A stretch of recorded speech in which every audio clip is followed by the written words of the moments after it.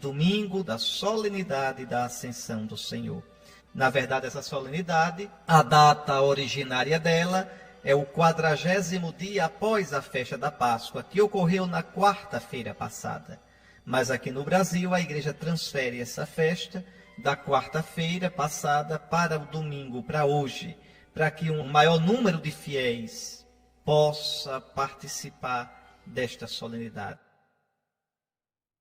O Senhor, depois de 40 dias, aparecendo ressuscitado, vivo aos seus discípulos, falando-lhes do significado da sua paixão, da sua ressurreição, mostrando-lhes que tudo o que lhe acontecera foi cumprimento do que os profetas haviam anunciado em nome de Deus, o Senhor Jesus, depois disso, despediu-se dos seus discípulos, dos seus apóstolos, numa última aparição. Abençoou-os, enviou-os em missão. E agora nós vamos nos encontrar, se Deus quiser, no final dos tempos. Cada um no momento da morte e no final dos tempos a igreja inteira na ressurreição da carne. Haveremos de nos encontrar com o Senhor. Vivemos nessa esperança, vivemos nesta certeza. O mundo não mais me verá, mas vós me vereis, porque eu vivo e vós vivereis.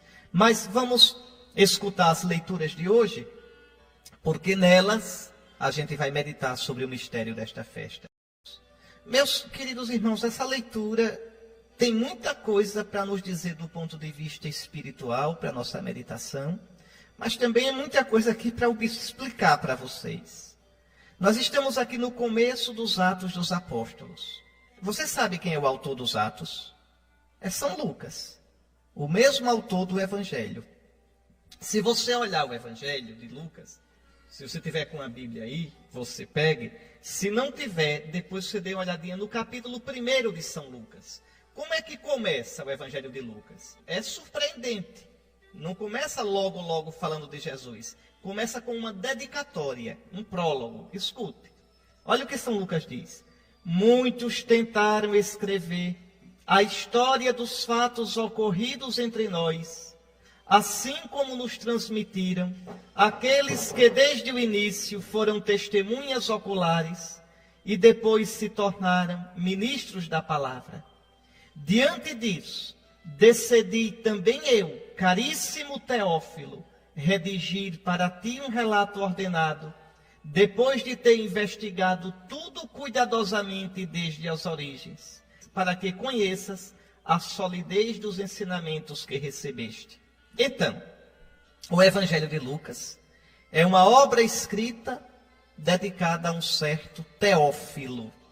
Lucas é cristão da segunda geração. Agora que os apóstolos, as testemunhas mesmas que conviveram com o Senhor, essas testemunhas começam a desaparecer, Lucas, que foi secretário de São Paulo, resolve fazer uma investigação acurada e escrever a este Teófilo para mostrar, como ele diz, a solidez dos ensinamentos que os cristãos receberam. O Evangelho de Lucas é uma catequese sobre Jesus. Nós temos o querigma, que é o primeiro anúncio, e temos a catequese, que é o fazer ecoar, aprofundando este primeiro anúncio recebido. Quem era esse Teófilo? Se discute muito. Era uma pessoa ou é um personagem fictício? Sim, porque Teófilo quer dizer amigo de Deus. Esse Teófilo é uma pessoa concreta ou é, na verdade, todo cristão que é um amigo de Deus? Essa pergunta a gente não pode responder com certeza. Pessoalmente, eu acho que era uma pessoa, mas não sabemos em todo caso.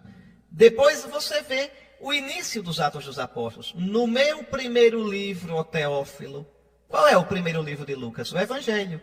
Olha, no meu primeiro livro, ó Teófilo, já tratei de tudo o que Jesus fez e ensinou, desde o início até o dia em que foi levado para o céu, depois de ter dado instruções pelo Espírito Santo aos apóstolos que tinha escolhido. Então, o Evangelho de Lucas vai desde o anúncio do anjo a Zacarias, lembre disso, com o anúncio do nascimento de João Batista, até a ascensão de Jesus. até a ascensão. Agora, é muito interessante, porque se você olhar, os Atos dizem assim, olha, foi a eles, aos apóstolos, que Jesus se mostrou vivo depois de sua paixão, com numerosas provas. Durante 40 dias apareceu-lhes, falando do reino de Deus. É muito interessante, porque durante 40 dias, São Lucas diz, Jesus apareceu aos seus discípulos. Jesus comeu e bebeu com eles. Jesus explicou-lhes a sua missão e começou a explicar a missão que os apóstolos teriam a partir de agora, durante 40 dias. Mas é interessante, a gente colocou na cabeça uma ideia que não é muito precisa, não é muito correta. A ideia de que Jesus só volta para o Pai depois de 40 dias. Não! Se você olhar o próprio Evangelho de Lucas, no capítulo 24, Lucas diz que Jesus voltou para o Pai no dia da ressurreição. E é verdade. Jesus ressuscita no Pai. Ressuscitar é passar da morte e entrar na vida de Deus. Na madrugada do domingo da ressurreição, Jesus já entrou na glória do Pai. Agora, durante 40 dias, ele ficou aparecendo entre nós. Ele ficou encontrando-se com os discípulos. Se você pegar o capítulo 24 de Lucas, você vai ver. Tem a história do encontro de Jesus com os discípulos de Emaús. Quando foi esse encontro? Na tarde do domingo da ressurreição. Lembre disso. Pega o capítulo 24 de Lucas. Está lá. Naquele mesmo dia, o primeiro da semana, naquele mesmo dia da ressurreição, 2 dos discípulos iam para um povoado chamado Emaús. Lucas 24, 13. Aí você lembra? Eles reconheceram Jesus ao partir do pão. O que eles fizeram? Levantaram-se e voltaram correndo para Jerusalém. Quando chegaram lá, contaram tudo o que tinha acontecido. O que é que os de Jerusalém disseram? É verdade, o Senhor ressuscitou e apareceu a Simão Pedro. Aí veja agora no versículo 36. Ainda estavam falando, quando o próprio Jesus apareceu no meio deles e lhes disse, a paz esteja convosco. Aí Jesus conversa com eles, lhes dá instruções, depois vá para o versículo 50. Então Jesus levou-os para fora da cidade, até perto de Betânia. Ali ergueu as mãos e abençoou-os, e enquanto os abençoava, afastou-se deles e foi elevado ao céu. Está vendo? Eles o adoraram. Em seguida voltaram para Jerusalém, Betfagé na periferia de Jerusalém, com grande alegria. E estavam sempre no templo bendizendo a Deus. Então, no Evangelho de Lucas, Jesus volta para o Pai. A ascensão é no dia da ressurreição. Não esqueça isso. Jesus ressuscita no Pai. No Pai. Agora, durante 40 dias, ele continua se manifestando aos seus discípulos. Na verdade, o que aconteceu depois de 40 dias? Jesus faz uma última aparição e se despede definitivamente de modo solene. Solene. É o que São Lucas vai contar nos Atos dos Apóstolos. Por isso ele diz a Teófilo, veja, no meu primeiro livro, eu contei tudo que Jesus fez e ensinou desde o começo até o domingo da ressurreição, o dia em que foi levado para o céu, depois de ter dado instruções pelo Espírito Santo aos apóstolos que tinha escolhido. Jesus, cheio do Espírito Santo, eu já disse tantas vezes a vocês, meus irmãos, a ressurreição é obra do Pai, que derrama o Espírito, a plenitude do Espírito sobre o Filho Jesus. Olha aqui, durante uma refeição deu-lhes esta ordem. É a refeição que a gente viu aqui no capítulo 24 de São Lucas. Lucas 24, versículos 36 e seguintes. Então, olha, durante uma refeição deu-lhes esta ordem. Não vos afasteis de Jerusalém, mas esperai a realização da promessa do Pai, da qual vós me ouvistes falar. João batizou com água, vós, porém, sereis batizados com o Espírito Santo dentro de poucos dias. É muito interessante, porque São Lucas procura valorizar as aparições de Jesus em Jerusalém, para mostrar que a evangelização começa de Jerusalém, vai pela Terra Santa, Samaria, e chega até os confins da terra, Roma. Jesus diz na leitura de hoje, Atos 1:8, sereis minhas testemunhas em Jerusalém, em toda a Judeia e na Samaria e até os confins da terra. Como é que termina os Atos dos Apóstolos? Terminam Paulo preso em Roma pregando o Evangelho. Quer dizer, o Evangelho chegou aos confins da terra. Para os habitantes do Império, para um judeu, os confins da terra seria Roma. Atingindo Roma, atinge o Império todo. Então, Lucas quer mostrar isso, a igreja se expandindo como Jesus mandou. Começando em Jerusalém, na Judeia, indo pela Samaria, lembre de Filipe na Samaria, depois passa para Antioquia, onde pela primeira vez os discípulos de Cristo são chamados de cristão. Ali Antioquia já não é mais a Terra Santa, Antioquia é a província romana da Síria. De Antioquia partem as viagens missionárias de Paulo e Barnabé. A primeira viagem Paulo faz com Barnabé. Na segunda viagem, Paulo faz com Silas e Timóteo. Barnabé faz com Marcos, vai para Chipre. E aí o evangelho vai se espalhando até Roma, até os confins da terra. Na força do Espírito Santo. Jesus aqui, cheio do Espírito, já dá instruções na força do Espírito. É muito bonito isso. Então, enquanto Lucas privilegia as aparições de Jesus em Jerusalém, Mateus diz o quê?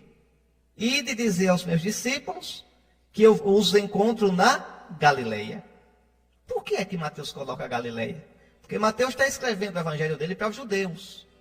E quer mostrar que agora, se eles quiserem encontrar Jesus, tem que sair de Jerusalém, tem que sair das práticas judaicas, tem que deixar o templo, tem que deixar a sinagoga, tem que deixar os sacrifícios judaicos e irem para a Galileia dos pagãos, a Galileia das nações. Então é outra teologia, tá certo? É outro modo de dizer a mesma coisa.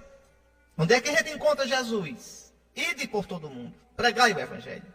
A igreja tem que sair do seu útero. Qual é o útero da igreja? O judaísmo. A igreja nasceu da raiz santa de Israel, mas não cabe mais em Israel. Jesus tinha prevenido, ninguém coloca vinho novo em odres velhos. O odre velho é o judaísmo. O vinho novo é o vinho do cristianismo. Se colocar o vinho novo nos odres velhos, o vinho estoura os odres, fermentando, e se perde o odre e se perde o vinho. Ninguém coloca remendo de pano novo em roupa velha, porque o remendo novo repuxa e rasga a roupa velha. Então é isso que a gente está vendo aqui, nos evangelistas. Eles dizem, contando as aparições de Jesus. Então Jesus volta para o Pai no dia da ressurreição. Está certo? Lucas capítulo 24. No entanto, Jesus agora, como está cheio do Espírito Santo, o corpo dele, eu já expliquei isso para você, o corpo dele não obedece mais às leis da natureza nossa. Jesus pode estar num canto e no outro. Jesus pode entrar num lugar com as portas fechadas. Jesus aparece aos 2 de Emaús e aparece a Pedro ao mesmo tempo. É verdade, o Senhor ressuscitou e apareceu a Simão. Então Jesus, sem deixar o Pai, aparece durante 40 dias aos discípulos. Aparece tranquilamente. Está certo? E fala sobre o que? São Lucas diz, olha, durante 40 dias, aí na primeira leitura, versículo 3, apareceu-lhes falando do reino de Deus. Ou seja, mostrando como, pela sua morte e ressurreição, Deus triunfou. Mostrando para agora como no dom do Espírito Santo, eles deveriam pregar a vitória de Cristo, batizar, instaurar o reino de Deus na terra. O reino de Deus se instaura pelo ministério da igreja. A igreja não é o reino de Deus. O reino de Deus acontece porque Jesus nos trouxe. Em Jesus, Deus reinou na força do Espírito Santo. Eu vim ao Pai para fazer a tua vontade. E todo aquele que crê em Jesus, é batizado em Jesus, recebe o Espírito Santo de Jesus, começa a deixar Deus reinar na sua vida. O reino de Deus começa dentro da gente. Não começa nas estruturas sociais. Agora tem o reino de Deus porque tem um conjunto habitacional novo. Conversa fiada. Isso não é reino de Deus. O reino de Deus é deixar Deus reinar. Deus começa reinando no nosso coração. Deus reina se hoje eu fizer a vontade dele. Senão eu vou matando o reino dentro de mim. Agora, quando Deus reina em mim, quando Deus reina em você, quando Deus reina em nós, aí esse reinado de Deus começa a aparecer nas coisas que a gente faz, no tipo de vida que a gente constrói, na sociedade que a gente edifica. Mas o reino de Deus primeiro está dentro de nós, para poder estar no meio de nós. O reino de Deus estará na sua família, se os membros da sua família deixarem Deus reinar no coração deles. E aí, Deus reinando no coração deles, reinará da família toda. Assim vale para a nossa cidade, para o nosso estado, para o nosso país. Assim vale para o mundo. Agora, a semente do reino é a igreja. Porque ali se escuta a palavra. Ali se celebra os sacramentos, onde Cristo, cheio do Espírito Santo, age em nós. Então, o sinal visível do reino, o reino de Deus em germe, é a igreja. Mas o reino não é a igreja. A igreja está a serviço do reino. A igreja existe para que, anunciando Jesus, a gente tenha os sentimentos de Jesus, receba a palavra de Jesus, a graça de Jesus nos sacramentos e deixe Deus reinar. Então é isso que Jesus explica aos discípulos durante 40 dias. 40 aqui quer dizer um período longo. Um período que não é brevíssimo. Bom, durante uma refeição, que refeição? Essa que eu falei no capítulo 24 do Evangelho de Lucas. Durante uma refeição, deu-lhes esta ordem: não vos afasteis de Jerusalém, mas esperai a realização da promessa do Pai. Qual é a promessa do Pai? Olha os profetas. Olha os profetas. Os profetas anunciam que nos dias do Messias, Messias quer dizer ungido pelo Espírito, haveria uma efusão do Espírito Santo. O profeta Joel, por exemplo, naqueles dias, nos dias do Messias, derramarei o meu Espírito sobre toda a carne. Vossos jovens profetizarão. Vossos velhos terão sonhos. Então, Deus promete nos dias do Messias, Deus promete no futuro, isso está em Joel 3, 1 e seguintes. Pode olhar, a gente vai escutar esse texto na semana que vem, na festa de Pentecostes. Depois de tudo isso, derramarei o meu Espírito sobre todos os viventes, sobre toda a carne. E então todos os vossos filhos e filhas falarão como profetas. Os anciãos receberão em sonhos suas mensagens, e os jovens terão visões. Está aí. O profeta Ezequiel fala dos ossos secos. Quando o Messias viesse, aqueles ossos secos, que é o povo morto pelo pecado, haveria de receber o Espírito, haveria de ressuscitar. Deus ressuscitaria o seu povo com o dom do Espírito. Lembra disso? Espírito vem dos quatro ventos, entra nesses corpos, e aí, então, o Espírito vem, e aquele povo que estava morto, morto pelo pecado, enrijecido pelo pecado, se torna novamente um povo vivo. Então, várias passagens dos profetas do Antigo Testamento anunciam esse dom do Espírito. É por isso que Jesus diz, na leitura de hoje, que os discípulos não saiam de Jerusalém, mas esperem a promessa do alto. Espere aquele que o Pai tinha prometido, o Espírito Santo, que Jesus mesmo daria. E aí, então, Jesus diz: João batizou com água, vós, porém, sereis batizados com o Espírito Santo dentro de poucos dias. Aqui tem que fazer uma distinção, que o Evangelho de João faz melhor do que Lucas. Qual é a distinção? Os apóstolos foram batizados no Espírito, no sentido do sacramento do batismo, no dia da ressurreição. Lembram? Jesus entrou no cenáculo, as portas fechadas, soprou sobre os discípulos: a paz esteja convosco. Como o Pai me enviou, eu também vos envio. Recebei o Espírito Santo. Então, isso vocês podem ler no capítulo 20 do Evangelho de São João. 20, 19 e seguintes. Então, Jesus ali dá o Espírito Santo. A partir dali, o Espírito habita nos apóstolos. Mas, 50 dias depois, em Pentecostes, o Espírito vem, e aí é só São Lucas que conta, de um modo visível, barulhento, não mais para ser vida nos apóstolos. Isso ele já é desde o dia da ressurreição. Ele vem agora para dar força aos apóstolos, para abrirem as portas e pregarem o Evangelho. Então, o Espírito dado no dia da ressurreição é o nosso sacramento do batismo. A gente recebe o Espírito Santo como vida, do mesmo jeito que os apóstolos receberam no dia da ressurreição no cenáculo, como conta João 20.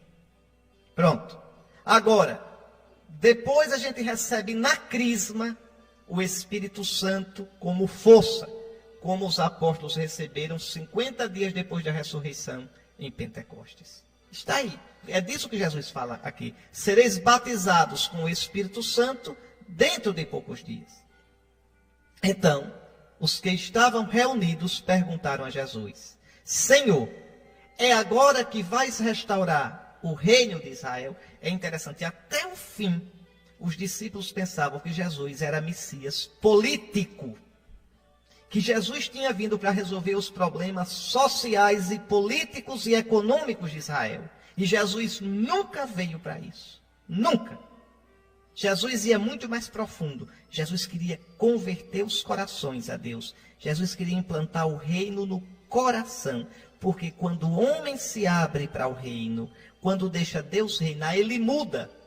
Essa é a missão da igreja. A missão da igreja não é primeiramente política nem social. É pregar nosso Senhor. Pregar o reino de Deus. Quando as pessoas se convertem, elas mudam de comportamento. Elas mudam. Aí é como diz o bendito do Padre Cícero: quem roubou não rouba mais. Quem matou não mata mais. Quem bebeu não bebe mais. Quem adulterou não adultera mais. Então essa é a missão da igreja. Quando um político rouba, é porque na verdade ele nunca acolheu o reino de Deus. No dia que ele se converter de verdade, ele não rouba mais. Ele se converte a Jesus. Então, ao invés de ficar dizendo só, não roube, a gente deve anunciar Jesus. Porque aquele lá, no dia que encantasse de verdade com Jesus, não rouba mais. Então, denuncia-se o roubo, anuncia-se Jesus. Se a gente denuncia o roubo com força, com mais força ainda a gente anuncia Jesus. Pois bem, os apóstolos, como a maioria dos judeus, esperavam o Messias político. E ainda perguntam, repare, né? Os apóstolos eram lentos para entender, eram iguaizinhos a mim e a você. Está vendo? A gente herdou mesmo. Olha, Senhor, é agora que vais restaurar o reino de Israel. É agora que tu vais colocar os romanos para correr. É agora que tu vais botar Herodes para fora. É agora que tu vais manifestar a tua glória a todo mundo. Aí Jesus dá um chega para lá. Veja, não vos compete saber os tempos e os momentos que o Pai determinou com a sua própria autoridade. Então não adianta. Quando vai ser o fim do mundo? Aí calculam e erram. Já calcularam tanto. Não adianta. Jesus está chegando amanhã. Não acredite nessa gente. Não vá atrás. Jesus nunca fez cálculo de quando ele viria. Quando a gente diz o Senhor vem em breve, é para manter a vigilância. E é porque ele vem mesmo. Ele vem nos irmãos, vem nos acontecimentos, ele vem na hora da morte. Mas a vinda triunfal dele, a vinda triunfal de Cristo, a gente chama de parousia. Quer dizer, a chegada triunfal do Senhor. Então, essa vinda nós não temos a menor ideia de quando será. E por que o Novo Testamento diz que é em breve? Por isso. Porque ele vem vindo sempre. Em cada pessoa, em cada acontecimento. E na hora da nossa morte. É interessante que Nosso Senhor nunca aceita responder pergunta boba, curiosa. Por exemplo, Senhor, são poucos ou muitos os que se salvam? Perguntaram a Jesus. Jesus dá um chega para lá. Ao invés de responder isso, ele diz, olha, esforçai-vos para entrar pela porta estreita, porque muitos vão querer entrar e não conseguirão. Então, ao invés de ficarem perguntando bobagem, cuidem de viver de tal modo que vocês entrem, que vocês se salvem. Está vendo? Jesus sempre chama a gente para a responsabilidade da gente. Sempre coloca os dois pezinhos da gente no chão da nossa vida. A mesma coisa aqui. Senhor, é agora que vais restaurar o reino de Israel. Não vos compete saber os tempos e os momentos que o Pai determinou com a sua própria autoridade. Aí vem, olha, mas recebereis o poder do Espírito Santo, que descerá sobre vós, para serdes minhas testemunhas. Então, vão cuidar da vida. Vão levar o Evangelho, ao invés de ficar olhando para o céu, perguntando quando é que eu volto. Nosso Senhor sempre faz isso com a gente. Jesus nunca aceita responder a pergunta curiosa. Aqui, São Lucas mostra como Jesus pensou um tempo da igreja. Qual é o tempo da igreja? É o tempo entre a sua ressurreição e a sua segunda vinda. É o tempo no qual a igreja deve anunciar o Evangelho. A igreja deve anunciar o reino de Deus que Cristo veio trazer com a sua vida, morte e ressurreição, e que se torna presente nos sacramentos da igreja. Esse é o tempo da igreja. A igreja de Cristo, a igreja católica, que Cristo fundou e que existirá neste mundo até o final dos tempos. E depois do final dos tempos, a igreja ainda existirá? Existirá. Ela é a igreja militante na terra e é triunfante no céu, como é padecente no purgatório. Muito bem. Então, sereis minhas testemunhas. Essa é a nossa missão. Testemunhar Jesus até os confins da terra. Depois que Jesus diz isso, olha o que São Lucas diz. Jesus foi levado ao céu à vista deles. Não já estava no céu? Estava. Desde a ressurreição. E como é que está com eles? Já expliquei. O corpo ressuscitado de Jesus não obedece às leis nossas. Está no céu e aparece aqui. E por que agora é com toda essa solenidade? Porque é a última aparição. Aqui se encerra o tempo das aparições de Jesus. Jesus depois apareceu a vários místicos. Jesus apareceu a São Paulo, no caminho de Damasco. Jesus apareceu a Santa Catarina Labouré, a irmã Faustina. Jesus apareceu a São Francisco. Jesus apareceu a tantos santos. Mas essas são aparições diferentes. A aparição aqui aos apóstolos é física. Os apóstolos podem tocar em Jesus. São aparições de uma qualidade totalmente diferente das manifestações privadas que o Senhor faz depois. Precisa entender isso. Vamos entender. Jesus foi levado ao céu. Quer dizer, o próprio Jesus vai para o céu, ele já está no céu. Tá certo? Outra coisa. Uma nuvem o encobriu. Aí a gente pensa Jesus subindo, feito um foguete. Se Jesus subisse assim pelas nuvens, ele iria para o céu? Não. Ele iria para Vênus, Saturno, depois saia do sistema solar. Não. A Discovery sobe as nuvens, mas não vai para o céu. Faz feito aquele astronauta russo, Yuri Gagarin. Quando chegou lá em cima, disse, não encontrei Deus aqui em cima. E se tivesse encontrado, seria uma decepção para os crentes. Pensar que Deus está trepado lá em cima. Não! Deus está em todo canto. Quando a gente diz subir ao céu, o céu está numa outra dimensão. Escute bem. E por que a gente diz subir? Pelo mesmo modo que eu digo a uma pessoa que ganhou muito dinheiro, que ela subiu na vida. Ela não subiu escada nenhuma. Eu digo, epa, você subiu, hein? Pois é. Uma pessoa que, numa empresa, teve uma promoção grande. Eu digo, puxa, você subiu. E você não vai pensar que ela saiu voando. Não é verdade? Então, subir aqui é porque Jesus passa dessa terra para aquela realidade máxima, superior, de glória, de vida, de estar eternamente com o Pai. Subiu ao céu. Mas então por que aqui diz que uma nuvem o encobriu? Porque a nuvem significa, na Bíblia, a presença gloriosa de Deus, o Espírito Santo. Quer dizer, Jesus envolvido pela nuvem, quer dizer, Jesus pertence agora totalmente ao mundo de Deus. Jesus não pertence mais a este mundo. Seu corpo está ressuscitado, sua alma está glorificada. Então uma nuvem o encobriu, de forma que seus olhos não podiam mais vê-lo. É a nossa situação. A gente vê Jesus na fé, né? Na força do Espírito Santo. A gente toca em Jesus. É uma coisa muito bonita. Jesus disse, olha, um pouco de tempo não mais me vereis. É a sexta-feira santa. Um pouco de tempo me vereis ainda. O mundo não mais me verá. Mas vós me vereis, porque eu vivo e vós me vereis. A gente agora vê Jesus na fé. Mas é uma visão muito clara. Você que é cristão sabe disso. Você experimenta Jesus. Jesus fala a você. Você fala a Jesus. Jesus lhe diz sim e lhe diz não. Jesus corrige você, repreende. Não é verdade? Então a nossa experiência de Jesus é viva, mas na força do Espírito Santo.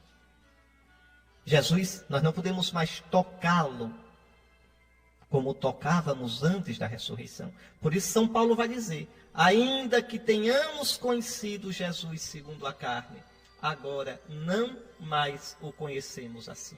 Então agora a gente tem um novo modo de conhecer Jesus. Não é mais um modo carnal, é um conhecimento no Espírito Santo. No Espírito Santo. Nós podemos experimentá-lo, senti-lo, escutá-lo, mas de modo totalmente novo. Ainda que tenhamos experimentado Jesus segundo a carne, agora já não o conhecemos assim. Nem os apóstolos, Nem os apóstolos conhecem mais Jesus assim. Está aí. Isso é muito importante a gente entender. E como é, então, que eu conheço Jesus? Conheço Jesus na força do Espírito Santo. Conheço Jesus porque o Espírito Santo dá testemunho dele no meu coração. Conheço Jesus porque o Espírito Santo torna realmente Jesus presente em cada sacramento, sobretudo no sacramento da Eucaristia. Está aí, meus irmãos. Então, os apóstolos não podiam mais ver Jesus. Continuavam olhando para o céu, enquanto Jesus subia. Apareceram 2 homens vestidos de branco, que disseram: homens da Galileia, por que ficais aqui parados, olhando para o céu? Esse Jesus que vos foi levado para o céu, virá do mesmo modo como vistes partir para o céu. Aqui está a esperança da igreja. Não tenham dúvida disso. Um dia o Senhor se manifestará em glória. Mas aqui também existe uma ideia errada nossa.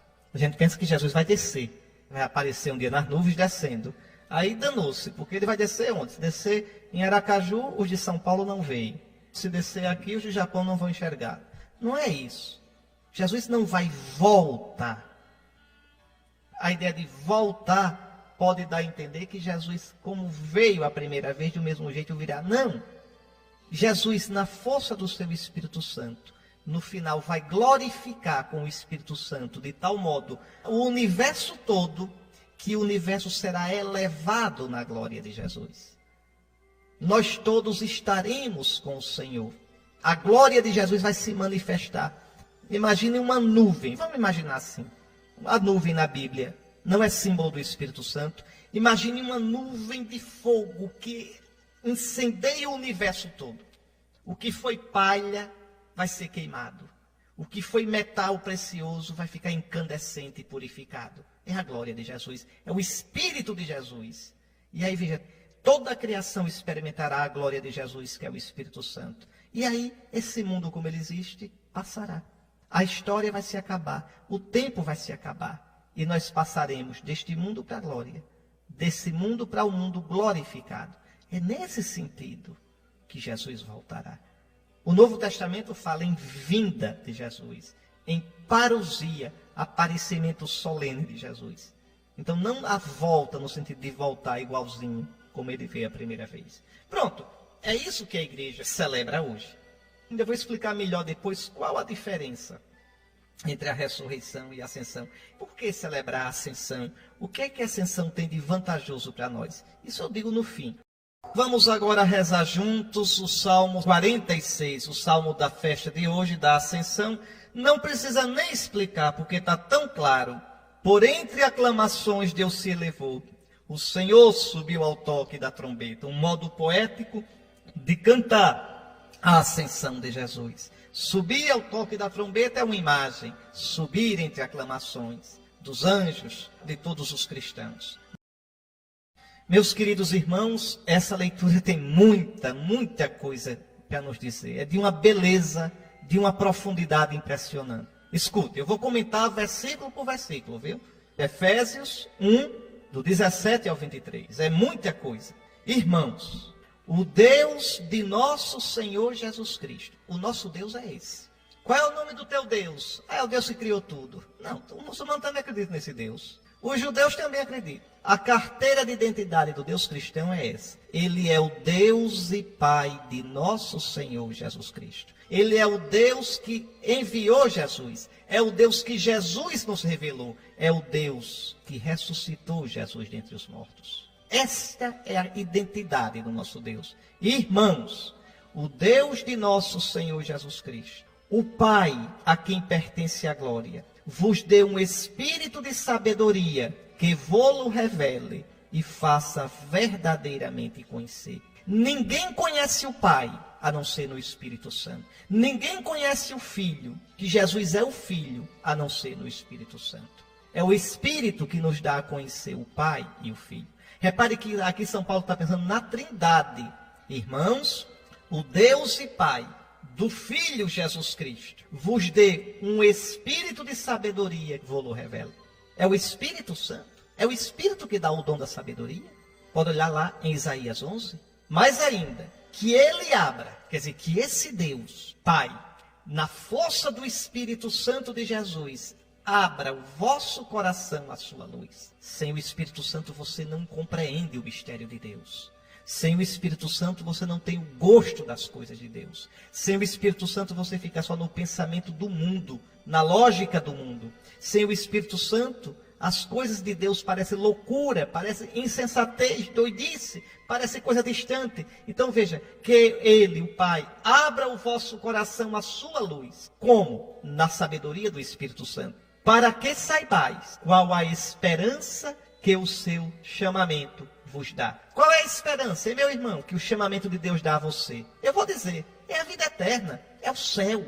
Venha o que vier na vida, confie, coragem, ânimo. É para o céu que você caminha. Está chorando agora? Está com dificuldade na família? Está prostrado numa cama? Está com o coração ferido pela fraqueza psicológica ou moral? Está se sentindo caluniado? Está sozinho? Está com medo da morte? Coragem. O nosso destino, nossa pátria é o céu. Que o Espírito Santo de Jesus ressuscitado lhe dê a sabedoria para você ver, meu irmão. Para você ver que Deus ama você, que você está caminhando para a glória de Deus em Cristo. Que você não precisa ter medo. Que tudo nessa vida se torna pequeno diante da glória que nos espera no céu. Mas tudo só se torna pequeno nessa vida se Deus for grande para a gente.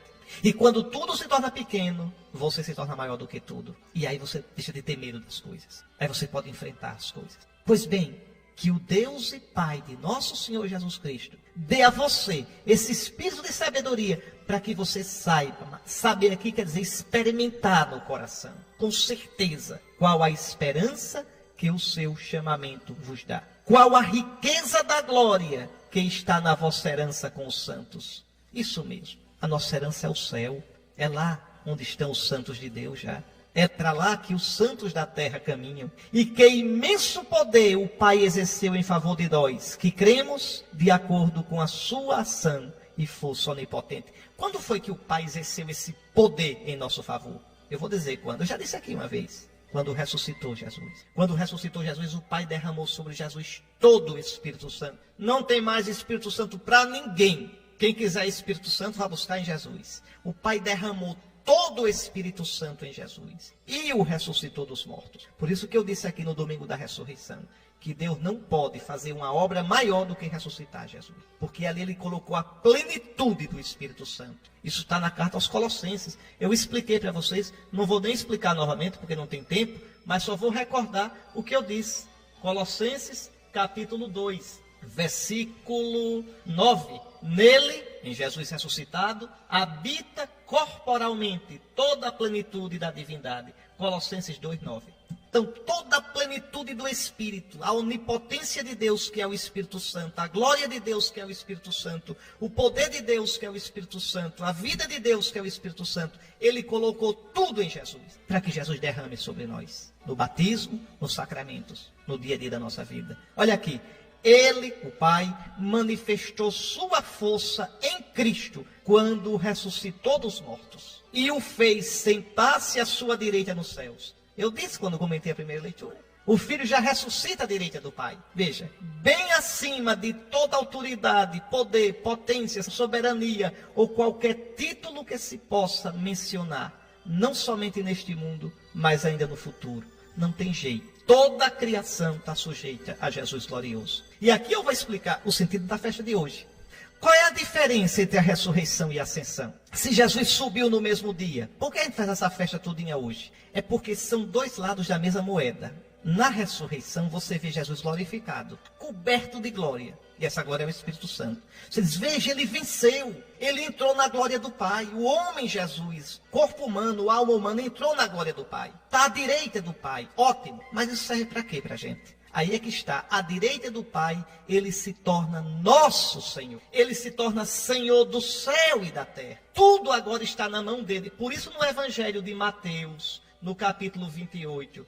Vamos lá olhar o capítulo 28. Olha, eu trago a minha Bíblia para aqui, eu fico procurando junto com você. Vou dizendo as coisas e vou procurando. Olha aqui, Mateus 28, versículo 18. Jesus se aproximou deles e disse, Jesus ressuscitado, foi-me dada toda a autoridade no céu e na terra. Está aí. Céu e terra, quer dizer, tudo quanto existe. Até o diabo, o demônio, se pela de medo. Jesus tem toda a autoridade sobre os demônios. Os demônios não podem nada diante de Jesus. Nada, nada, nada, nada, nada.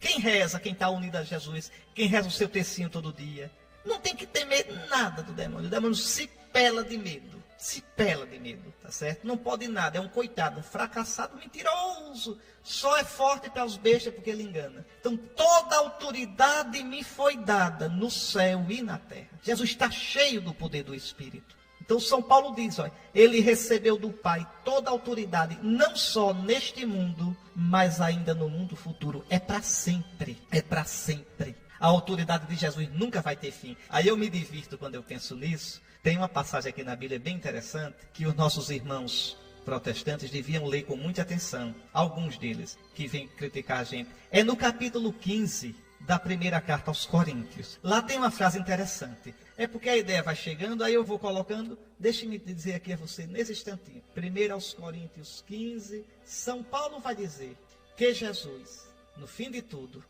vai entregar o reino a Deus, seu Pai. Certo? Está aqui.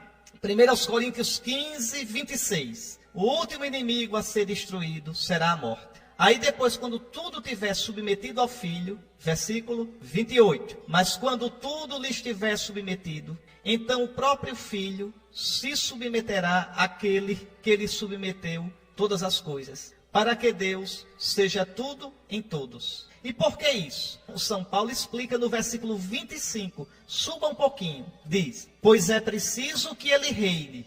Quem reine? O Filho Jesus. Até que Deus ponha todos os seus inimigos debaixo de seus pés. Atenção. 1 aos Coríntios 15, 25. São Paulo, falando de Cristo, diz, é preciso que ele reine até que Deus ponha todos os seus inimigos debaixo dos seus pés. Agora eu pergunto, depois que Deus colocar todos os inimigos debaixo dos pés de Jesus, Jesus vai deixar de reinar? Jesus vai deixar de ser rei? Não, porque o reino dele é para sempre. Porque ele mesmo disse, eu sou o alfa e o ômega, eu sou o princípio e o fim. O seu reino não terá fim. Mas atenção, veja como diz a Escritura, é preciso que ele reine até que tudo seja colocado debaixo dos seus pés. E depois que ele vai deixar de reinar? Não. Aí, por que eu estou dizendo isso? Porque São Mateus diz que José não conheceu Maria até que ela deu à luz um menino. Aí, alguns irmãos protestantes dizem, está vendo? Não conheceu até que, depois que o menino nasceu, ele conheceu. Não, é a mesma coisa daqui. É porque isso aqui traduz o grego. Em português, quando eu digo até que, quer dizer que depois que a coisa mudou. Eu era gente até que, depois que não sou mais. Mas em grego, até que é só até que. Não quer dizer que depois que mudou nada. E como traduz do grego para o português, então a gente fica com o sentido errado. Então vamos lá. Se você disser que depois que Maria deu à luz, José a conheceu, você tem que dizer que depois que Jesus, o Pai, submeter tudo aos seus pés, Jesus não vai reinar mais. É a mesma coisa.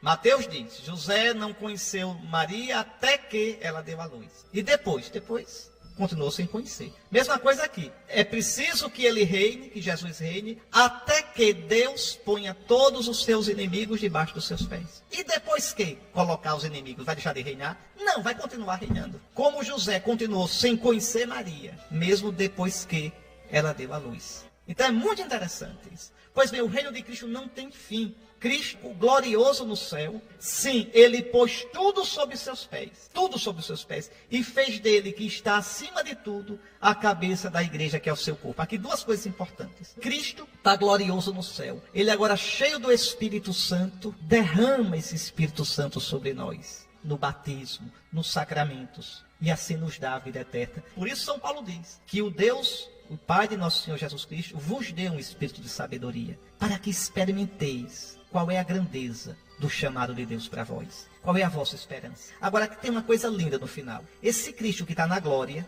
não é Cristo ressuscitado, homem ressuscitado no seu corpo e na sua alma, ele é cabeça da igreja. A cabeça está no céu, é Cristo. O corpo está na terra, é a igreja. E vai indo para o céu à medida que a gente vai morrendo. Então, Cristo e a igreja são unidos. E da cabeça vem a vida, que é o Espírito Santo, para o corpo o tempo todinho. É por isso que a igreja é santa. A igreja é só santa. É indefectivelmente santa. É santíssimo. Não por causa da gente. Dizer que a igreja é santa não quer dizer que a gente não tenha pecado. Quer dizer que a igreja vem de Cristo. É santificada por Cristo. Recebe a vida de Cristo. A igreja é só santa. A igreja não é santa e pecadora. Ela é indefectivelmente santa. Agora, no seu seio tem pecadores. Mas esses pecadores estão no seio da igreja, aparentemente, mas na verdade não pertencem à igreja. Santo Agostinho dizia isso, que a igreja é corpo misturado, mas os pecadores não pertencem à igreja de verdade.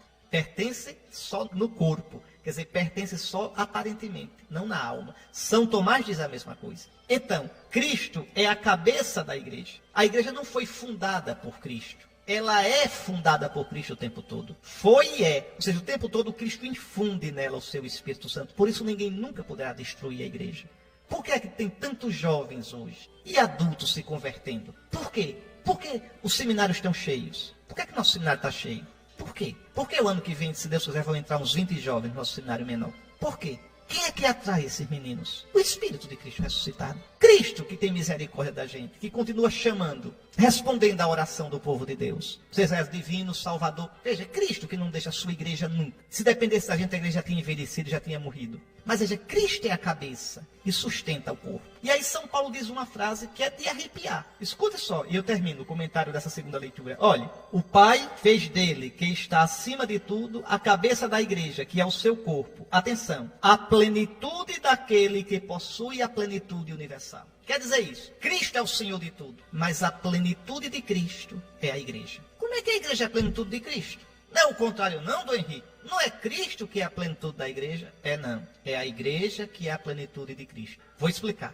Cristo é pleno. São Paulo acabou de dizer, ele tem a plenitude universal. Cristo como pessoa está pleno, está gloriosíssimo no céu. Não falta nada a ele. Mas Cristo como cabeça da igreja só estará pleno quando a igreja todinha estiver plena.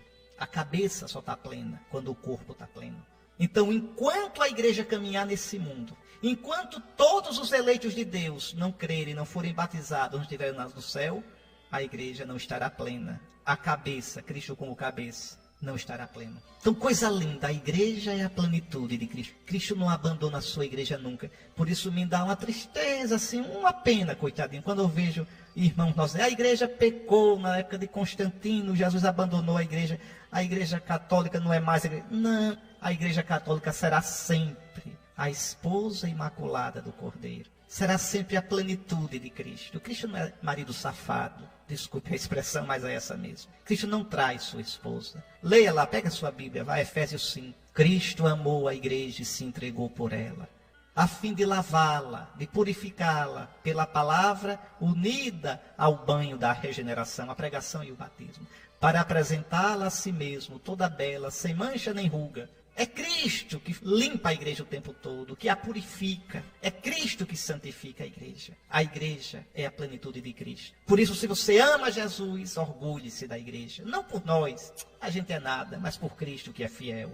Nossa mãe católica. Por isso, no Apocalipse, João vai dizer, eu vi a esposa do Cordeiro, toda enfeitada de linho, o linho da glória, o linho da pureza. E a esposa diz, cheia do Espírito Santo, vem, Senhor. Pense a esposa com saudade do esposo. E o esposo diz, eu venho em breve. E assim termina esse romance. Vem, Senhor Jesus, Maranatá. Veja, a Bíblia termina com esse romance todinho entre Cristo e a sua esposa, a igreja.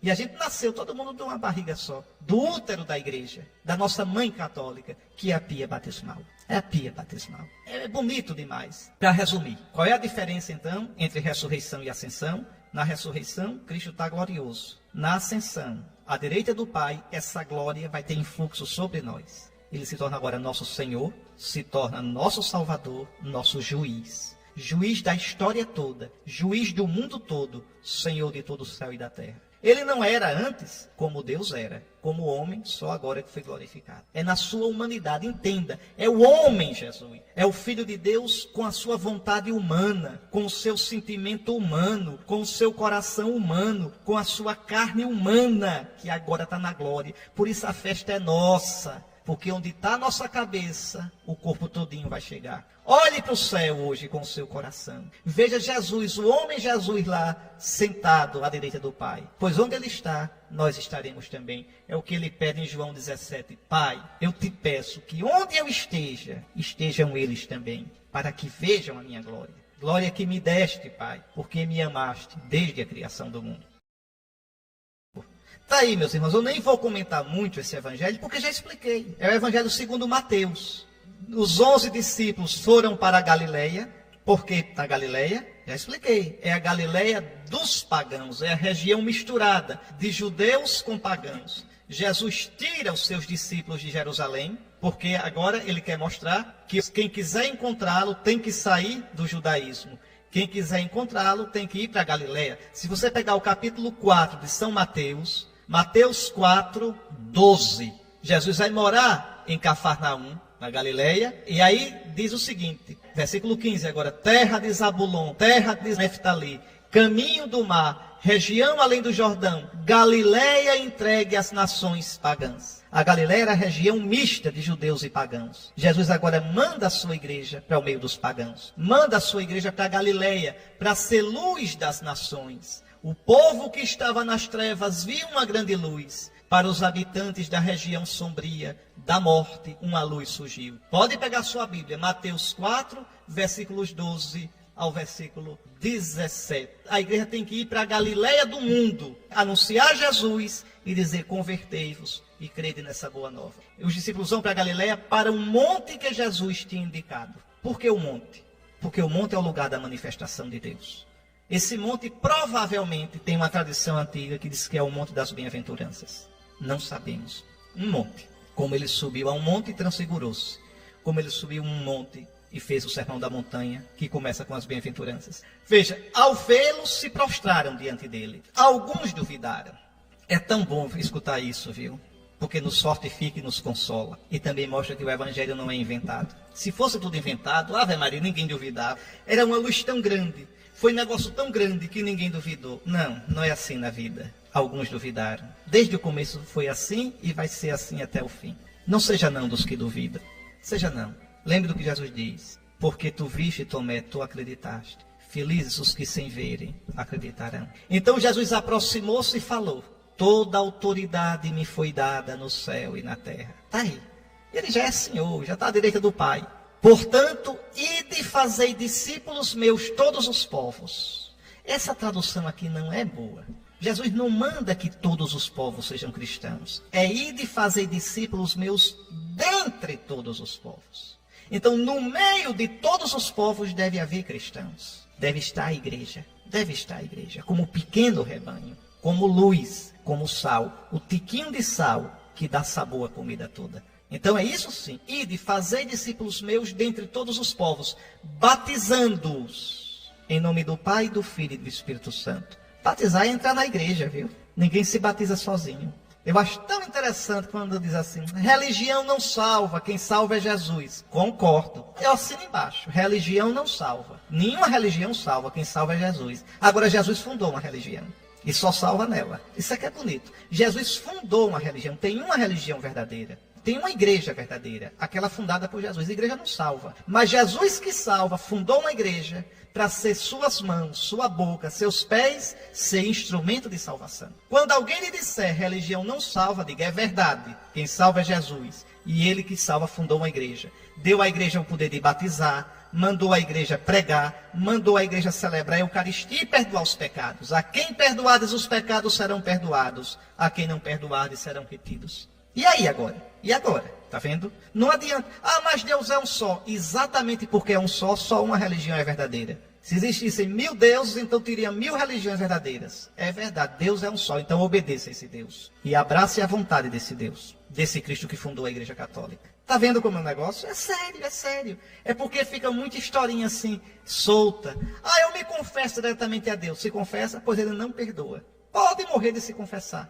E não perdoa não? Não, porque ele mandou você se confessar direitinho. A quem perdoardes os pecados, ele diz aos apóstolos, eles serão perdoados. A quem não os perdoardes, serão retidos. Então não adianta. Quando você se confessa diretamente a Deus, Deus diz, mas espera aí, eu não instituí o sacramento da confissão. O que é que esse caboclinho está fazendo?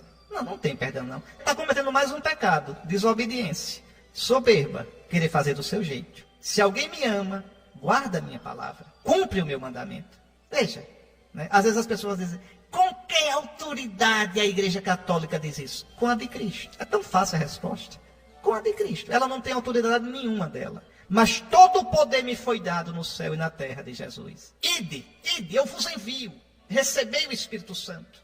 Pronto, quer mais autoridade do que essa? A de Cristo, tá certo? Uma vez, eu dando uma entrevista numa rádio aqui em Aracaju, fiz uma crítica ao ex-frade Leonardo Boff. Aí um ouvinte ligou abusado, com que autoridade? Eu disse, com a de Cristo, meu amigo, eu sou bispo da Igreja de Cristo, sou sucessor dos apóstolos, com essa autoridade. Não quero outra. Não é autoridade que ninguém me dá, é que Cristo me deu sem eu merecer. Sem eu merecer nada. Nada. Não sei porque Nosso Senhor me chamou para ser bispo, me fez bispo. Mas me deu essa autoridade, que eu devo usar com temor e tremor, mas com toda a convicção. Como você deve usar a sua autoridade de cristão, de anunciar Jesus, com toda humildade. Como disse São Pedro na semana passada. São Pedro, na primeira carta, diz que nós devemos estar sempre prontos a dar a razão da nossa esperança a quem nos pedir essa razão. Lembra que São Pedro disse isso? Agora, que devemos fazer isso com humildade, com um espírito de paz, com tranquilidade. Mas devemos fazer sem medo, porque Deus não nos deu um espírito de medo, mas nos deu um espírito de força, nos deu um espírito de coragem. Então a gente nunca esqueça isso não, e vá adiante mesmo com coragem. Nós temos essa autoridade dada por Cristo. Você olhe depois aí direitinho, na primeira carta de São Pedro. Estais sempre prontos a dar razão da vossa esperança a quem pedir essa razão. Mas fazer isso com humildade, fazer isso de modo respeitoso, né? Mas com coragem, com toda a coragem, com toda aquela autoridade que nos foi dada por Jesus. Muito bem, Jesus, toda a autoridade me foi dada no céu e da terra, ide, batizai, né? Em nome do Pai, do Filho e do Espírito Santo. Quer dizer, entrar na igreja. Depois, ensinando-as a observar tudo o que vos ordenei. Não tem jeito. O cristão tem que viver na vontade de Cristo. O cristão não pode viver na lógica do mundo. É missão da igreja. Veja, Jesus que manda ensinar o que Jesus mandou. O mundo não vai gostar, né? Agora, na Alemanha, um ministro meio aloprado quer que o Papa peça desculpa aos homossexuais. Por que pedir desculpa? Não porque está dizendo que a relação homossexual não é correta. Não é para pedir desculpa, não. É para repetir o que já disse. Diante de Deus, a relação homossexual não é correta. Pronto. Quem quiser ter, tenha. Mas não é correta diante de Deus. A palavra de Deus é clara. Então pronto. Jesus nos manda ensinar a observar tudo o que vos ordenei. E eis que estarei convosco todos os dias, até o fim dos tempos. Observe que Mateus não diz que Jesus subiu ao céu. Diz não. A última frase de Jesus é essa: eu estarei convosco. Por que Mateus não conta? Mateus não crê não nisso, é? Crê. Mateus não estava lá não? Estava. E por que ele não conta? Vou explicar. Porque no capítulo 1, Mateus diz que o nome do menino é Emanuel, Deus conosco. Então a última frase é essa: eu estarei convosco. Eu sou Emanuel. Ele foi para o Pai, mas nunca mais vai nos deixar, porque está presente na força do seu Espírito. É isso. O que é bonito é que cada evangelista conta a coisa de um jeito, que sempre nos dá uma lição belíssima. Eu queria lhe desejar uma santa solenidade da Ascensão. Lembrar que domingo que vem é a solenidade de Pentecostes. Procure viver bem essa solenidade. Podendo se confessar, se confesse. Deixar-se guiar pelo Espírito de Deus, para ser realmente cristão de verdade. Preparar-se bem para essa festa que encerra o santo tempo da Páscoa. E agora, de todo o coração, eu lhe dou a bênção. O Senhor esteja convosco. Abençoe-vos o Deus Todo-Poderoso, Pai, Filho e Espírito Santo. Ficai em paz e que o Senhor vos acompanhe.